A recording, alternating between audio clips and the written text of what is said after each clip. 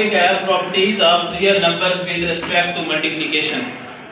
इससे पहले हमने पढ़ा था properties of real numbers with respect to addition पढ़ा था। अब हम पढ़ रहे हैं properties of real numbers with respect to multiplication.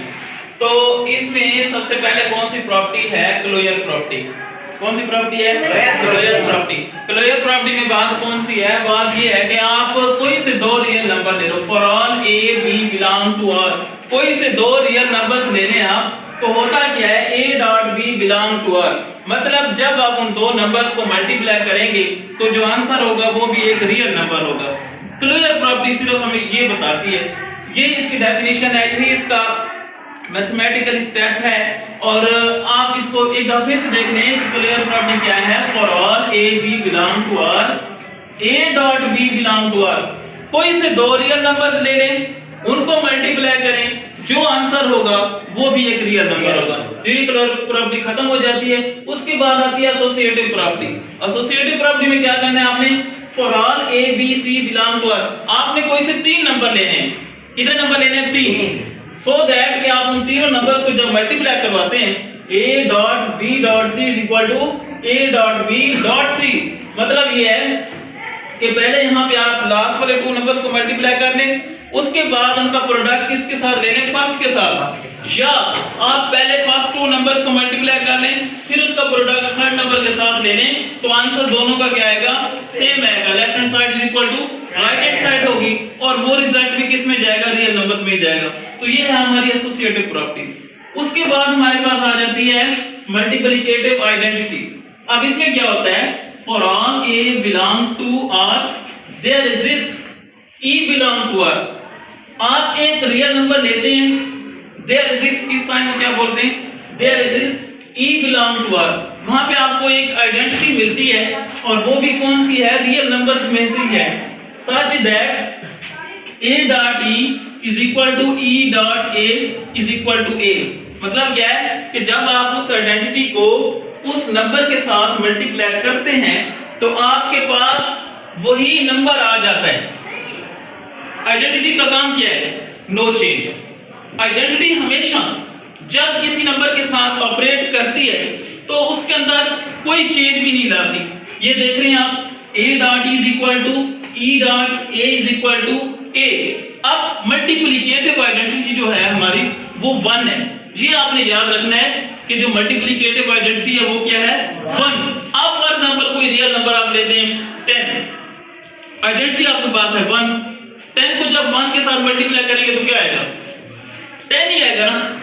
ये देखें, आपके पास रियल नंबर फॉर एग्जांपल 10 है, आइडेंटिटी आपकी 1 है, इधर आप कर लें आइडेंटिटी 1 है, रियल नंबर 10 है, तो आंसर क्या आएगा? 10। तो ये बेसिकली आइडेंटिटी का काम होता है कि वो रिजल्ट के अंदर कोई भी चेंज नहीं लाती, यानी कि वैसे ही रिजल्ट हमारा रहता है। जैसे किसी भी नंबर को 1 के साथ मल्टीप्लाई करें तो उसके आंसर में कोई फर्क नहीं पड़ता। ये हमारी है मल्टीप्लिकेटिव आइडेंटिटी। उसके बाद हमारा है मल्टीप्लिकेटिव इनवर्स। अब इसमें क्या होगा? इसमें आपने लेना यूं है कि for all a belong to r, आपने एक रियल नंबर लेना है, तो होगा क्या? देयर एग्जिस्ट, इस साइन को पढ़ते हैं there exist, for all a belong to r, there exist a dash belong to r। वहां पे आपको a डैश मिलेगा। a डैश आपका मल्टीप्लिकेटिव इनवर्स है। a आपने खुद लेना है, a डैश आपका क्या होगा? मल्टीप्लिकेटिव इनवर्स होगा। और ये दोनों चीजें किस में होंगी? रियल नंबर्स के सेट में। तो आप जब फिर क्या करेंगे? इनको ऑपरेट करवाएंगे, यानी कि a डॉट a डैश कर लें या a डैश डॉट a कर लें, तो आपके पास आंसर जो होगा वो आइडेंटिटी आएगा। मल्टीप्लिकेटिव इनवर्स की प्रॉपर्टी ये है कि आप कोई रियल नंबर लेते हैं तो आपको उसका इनवर्स उसी नंबर्स के सेट में मिल जाता है, और जब आप उन दोनों को मल्टीप्लाई करवाते हैं तो आपको आइडेंटिटी मिलती है। फॉर एग्जांपल कैसे? आप ले लेते हैं एक रियल नंबर, आप ले लेते हैं 30। रियल नंबर आप कौन सा ले लेते हैं? 30। ये लें 30। अब जाहिर सी बात है 30 रियल नंबर्स के सेट में से है। एक डैश आपको वहां पे 1/30 मिलेगा। रियल नंबर्स के सेट में 1/30 भी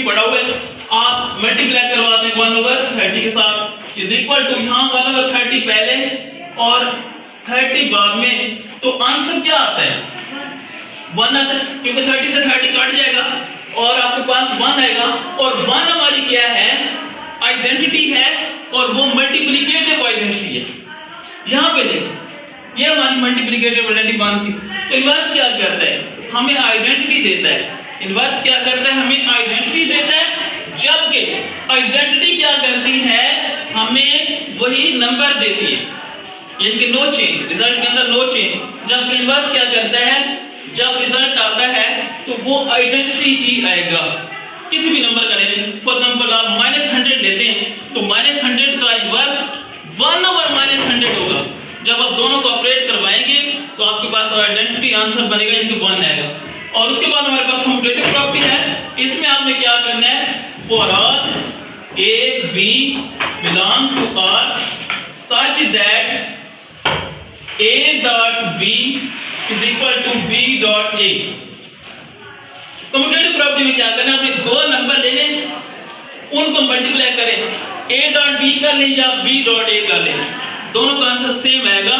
इसको कहते हैं commutative property of real numbers. और ये रिजल्ट भी आपके सामने इसमें जाएगा, रियल नंबर के सेट में जाता है। फॉर एग्जांपल आप कर लें a 6 ले लें, b आप 5 ले लें, b आपका 5 है, a आपका 6 है, तो क्या आता है 30 और ये भी 30। तो ये कम्यूटेटिव प्रॉपर्टी यही कहती है कि आप दो नंबर्स ले लें, उनका ऑर्डर चेंज कर लें मल्टीप्लाई करवाते हुए, तो जो आंसर आएगा उसके ऊपर कोई फर्क भी नहीं पड़ेगा, left hand side is equal to right hand side आएगी। तो ये आपकी प्रॉपर्टीज थी रियल नंबर्स की विद रिस्पेक्ट टू मल्टीप्लिकेशन। इसके अंदर जो यूज हो रहे थे डिफरेंट वर्ड्स वो भी मैंने लिख दिए कि इसको क्या कहते हैं, फॉर ऑल, ये देयर एग्जिस्ट है, ये बिलोंग टू है, ये सच दैट है, और ये हमारी आइडेंटिटी है।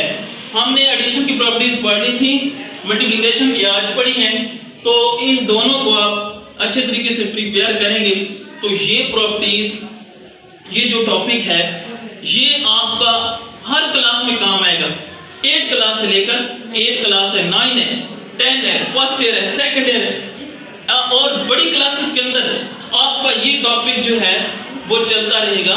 ये टॉपिक बहुत ज्यादा इंपॉर्टेंट है। ठीक है, आज तक के लिए इतना ही काफी है। इंशाल्लाह फिर नेक्स्ट क्लास में मिलते हैं।